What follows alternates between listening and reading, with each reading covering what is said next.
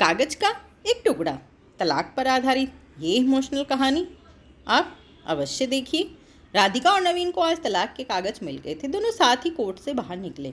दोनों के परिजन साथ थे और उनके चेहरे पर विजय और सुकून के निशान साफ छलक रहे थे।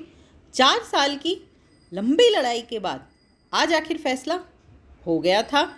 10 साल हो गए थे शादी को, मगर साथ में 6 साल ही रह पाए थे। 4 साल तो तलाक की कार्यवाही में लग गए। राधिका के हाथ में दहेज के सामान की लिस्ट थी जो अभी नवीन के घर से लेना था, और नवीन के हाथ में गहनों की लिस्ट थी जो राधिका से लेने थे। साथ में कोर्ट का यह भी आदेश था कि नवीन 10 लाख रुपए की राशि एकमुश्त राधिका को चुकाएगा। राधिका और नवीन दोनों एक ही टेम्पो में बैठकर नवीन के घर पहुंचे। दहेज में दिए सामान की निशानदेही राधिका को करनी थी, इसलिए 4 वर्ष बाद ससुराल जा रही थी। आखिरी बार, बस उसके बाद कभी नहीं आना था उधर। सभी परिजन अपने अपने घर जा चुके थे। बस 3 प्राणी बचे थे, नवीन, राधिका और राधिका की माताजी। नवीन घर में अकेला ही रहता था। माँ बाप और भाई आज भी गांव में ही रहते हैं।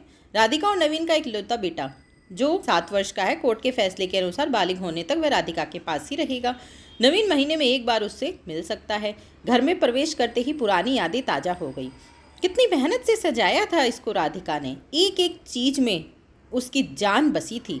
सब कुछ उसकी आंखों के सामने बना था। एक एक ईंट से धीरे धीरे बनते घरौंदे को पूरा होते देखा था उसने। सपनों का घर था उसका। कितनी शिद्दत से नवीन ने उसके सपने को पूरा किया था। नवीन थका हारा सा सोफे पर पसर गया। बोला, ले लो जो कुछ भी चाहिए, मैं तुझे नहीं रोकूंगा।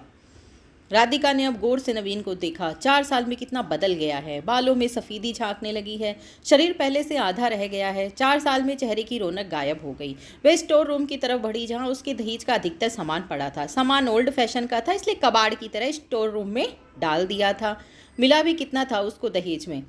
प्रेम विवाह था दोनों का। घर वाले तो मजबूरी में साथ हुए थे। प्रेम विवाह था तभी तो नज़र लग गई किसी की, क्योंकि प्रेमी जोड़े को हर कोई टूटता हुआ देखना चाहता है। बस एक बार पीकर बहक गया था नवीन। हाथ उठा बैठा था उस पर। बस वो गुस्से में मायके चली गई। फिर चला था लगाने सिखाने का दौर। इधर नवीन के भाई भाभी और उधर राधिका की माँ। नौबत कोर्ट तक जा पहुंची और तलाक हो गया। न राधिका लौटी और न नवीन लाने गया। राधिका की माँ बोली, कहाँ है तेरा सामान?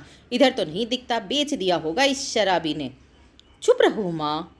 राधिका को न जाने क्यों नवीन को उसके मुंह पर शराबी कहना अच्छा नहीं लगा। फिर स्टोर रूम में पड़े सामान को एक एक कर लिस्ट में मिलाया गया। बाकी कमरों से भी लिस्ट का सामान उठा लिया गया। राधिका ने सिर्फ अपना सामान लिया, नवीन के सामान को छुआ तक भी नहीं। फिर राधिका ने नवीन को गहनों से जो भरा हुआ बैग था वो पकड़ा दिया। नवीन ने बैग वापस राधिका को दे दिया। रख लो, मुझे नहीं चाहिए, काम आएंगे तुम्हारे मुसीबत में। गहनों की कीमत 15 लाख से कम नहीं थी। क्यों? कोर्ट में तो तुम्हारा वकील कितनी दफ़ा गहने गहने चिल्ला रहा था। कोर्ट की बात कोर्ट में ख़त्म हो गई राधिका। वहाँ तो मुझे दुनिया का सबसे बुरा जानवर और शराबी साबित किया गया। सुनकर राधिका की मां ने अपनी नाक चढ़ा ली। नहीं चाहिए, वो 10 लाख भी नहीं चाहिए। क्यों? कहकर नवीन सोफे से खड़ा हो गया। बस यूं ही राधिका ने मुंह फेर लिया।